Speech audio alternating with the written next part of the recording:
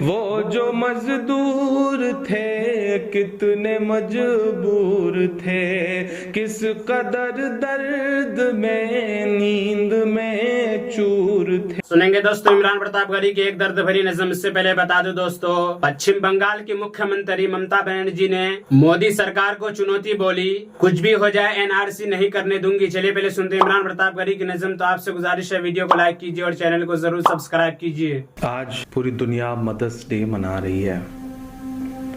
میری آنکھوں میں اورنگ آباد میں مال گاڑی سے کٹ کر مر گئے 16 غریب مزدوروں کی ماؤں کے چہرے ہیں۔ میری آنکھوں میں ان ماؤں کے بھی چہرے ہیں جن کے لاکھوں بیٹے اس وقت ہائی وے پر ہزاروں کلومیٹر کے سفر پر پیدل نکلے ہیں اپنے گھر پہنچنے کے لیے تاکہ وہ اپنی ماں سے مل سکیں۔ میری آنکھوں میں ان ماؤں کے بھی چہرے ہیں جو ہائی وے پر اپنے دودھموئے بچوں کو اپنی گودی میں لے کر کے پیدل مسکراتی ہوئی چلی جا رہی ہیں کیونکہ انہیں اپنے بچوں کو گھر پہنچانا ہے۔ ایک نظم سناتا ہوں آپ کو، ایسی ہی تمام غریب مزدور ماؤں کے نام جو اس ملک میں سرکاروں کی نظر میں کہیں نہیں ہیں، لیکن سچائی یہی ہے کہ وہی اصلی بھارت ماتا ہیں۔ میں ان اصلی بھارت ماتاؤں کے نام یہ نظم پڑھتا ہوں۔ ٹوٹ کر کانچ کی چوڑیاں رہ گئیں، کچھ پھٹی دھوتیاں پگڑیاں رہ گئیں۔ ٹوٹ کر کانچ کی چوڑیاں رہ گئیں، کچھ پھٹی دھوتیاں پگڑیاں رہ گئیں۔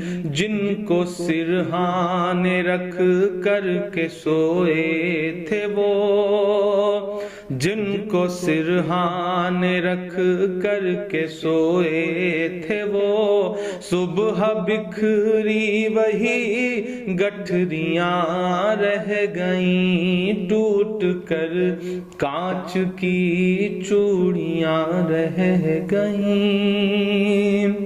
وہ جو مزدور تھے کتنے مجبور تھے، وہ جو مزدور تھے کتنے مجبور تھے، کس قدر درد میں نیند میں چور تھے۔ نیند اور موت کا ایسا رشتہ جڑا، نیند اور موت کا ایسا رشتہ جڑا، چیختی ریل کی پٹریاں رہ گئیں، صبح بکھری وہی گٹھریاں رہ گئیں، کچھ پھٹی دھوتیاں پگڑیاں رہ گئیں۔ نیند اور موت کا ایسا رشتہ جڑا، چیختی ریل کی پٹریاں رہ گئیں۔ دوستو عمران پرتاپ گڑھی کی نظم سننے کے بعد آپ اپنی رائے میں کیا کہنا چاہتے ہیں وہ نیچے کمنٹ باکس میں ضرور بتائیں۔ آئیے دوستو موت کا منظر کتاب سے ایک قصہ ایک عورت کا سنتے ہیں۔ ابو الحسن سراج رحمۃ اللہ علیہ کہتے ہیں کہ میں ایک مرتبہ حج کو گیا، میں طواف کر رہا تھا، میری نگاہ ایک ایسی حسین عورت پر پڑی جس کے چہرے کا حسن چمک رہا تھا۔ میں نے کہا واللہ ایسی حسین عورت میں نے آج تک نہیں دیکھی۔ یہ اس کے چہرہ کی ساری رونق اس وجہ سے ہے کہ اس کو کبھی کوئی رنج و غم نہیں پہنچا۔ اس نے میری بات سن لی، کہنے لگی تم نے یہ کیا کہا؟ واللہ میں غموں میں جکڑی ہوئی ہوں اور میرا دل فکروں سے اور آفتوں سے زخمی ہے اور کوئی بھی میرے غموں میں میرا شریک نہیں رہا۔ میں نے پوچھا کیا ہوا؟